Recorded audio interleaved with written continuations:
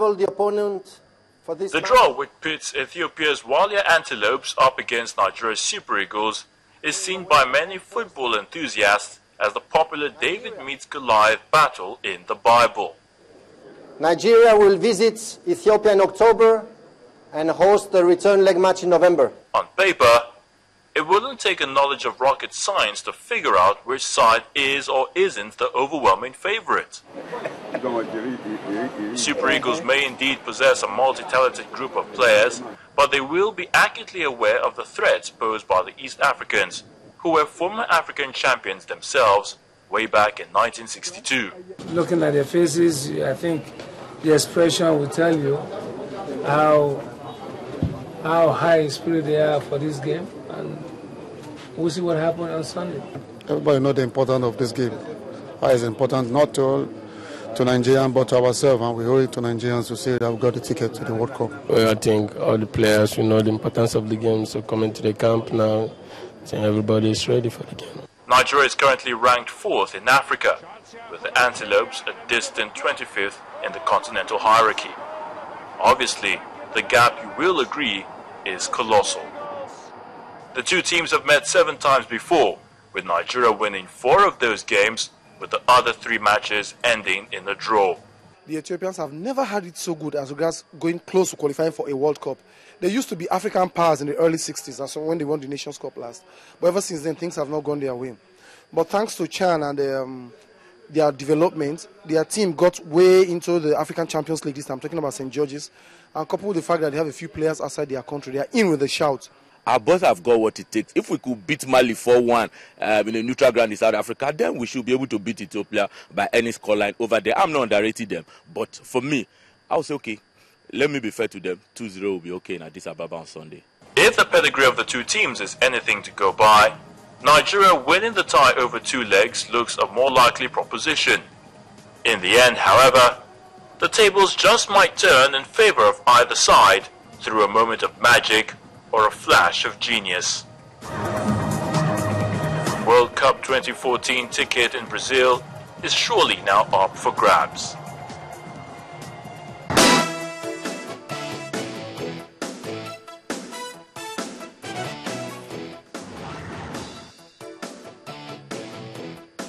Okay, as you can see, we're talking a little bit of sport, and it's Nigeria versus Ethiopia that's coming up at the weekend. On Sunday, we have Nnamdi Obaye, sports journalist, here with us. Thank you for coming, Nnamdi. Thank you for having me here. All right. This weekend, Super Eagles versus the Ethiopian guys. Yes. What do you think?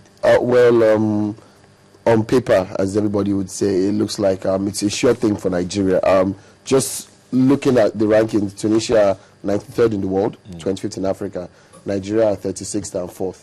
There's a huge gulf in the FIFA rankings.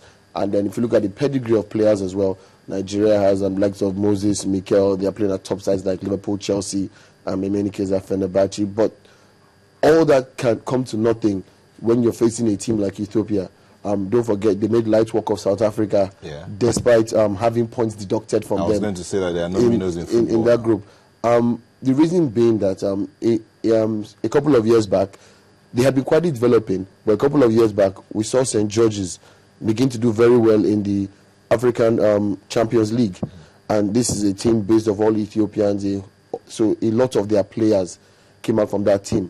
And of course, if one team really does well in Africa, it means there's some competition back home. So they were able to get a group of players, and they've been coming with that same group of players.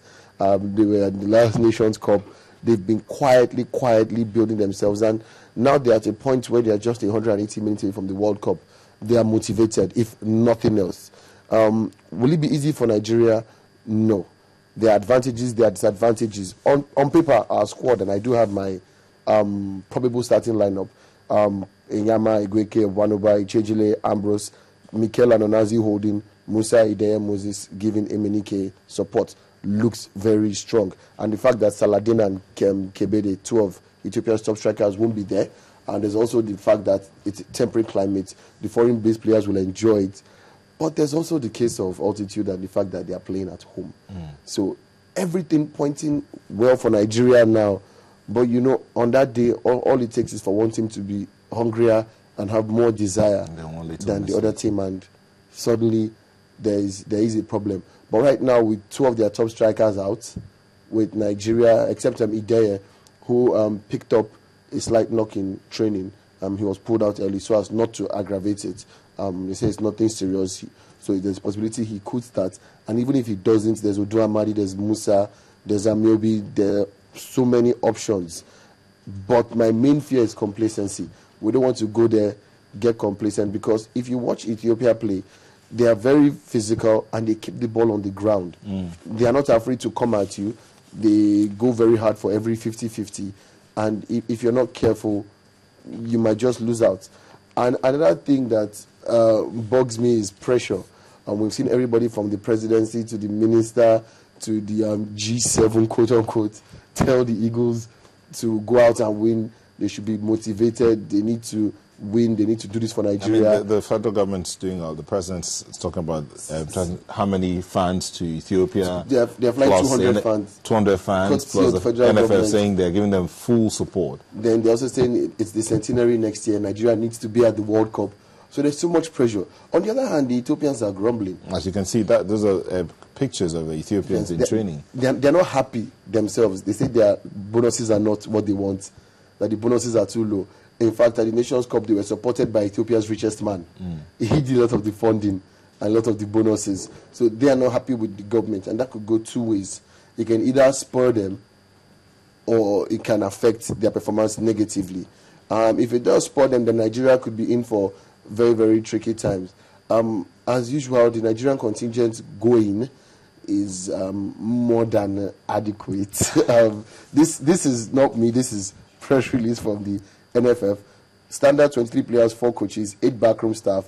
Then you have members of the NFF Executive Committee, officials of the National Sports Commission, members of the National Assembly, NFF management and some secretarial staff, stakeholders, media representatives, members of the Nigerian Football Supporters Club.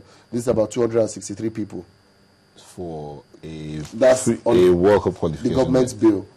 What they've not cleared from me is if this 260, I hope this 263 includes the 200 fans.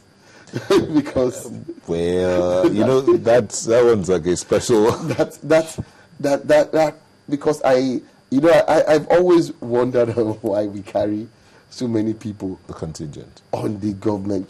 Okay, let's talk a little bit about the team now. Vis-a-vis the Ethiopian team, they won. I mean, before now they won all their 3 home games. Yes, they beat Bafana 2-1 at home. Now, our team, as it stands now, we've had them. They've been together from the 8th of October, and they're playing on the 3rd. Do you think they will have cohesion?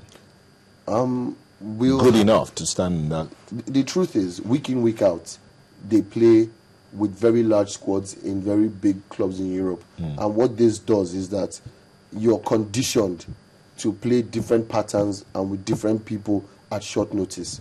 It means that the amount of training Nigeria will need, and the fact that all of them are coming from similar situations, it means that they will quickly adapt to whatever formation is being put.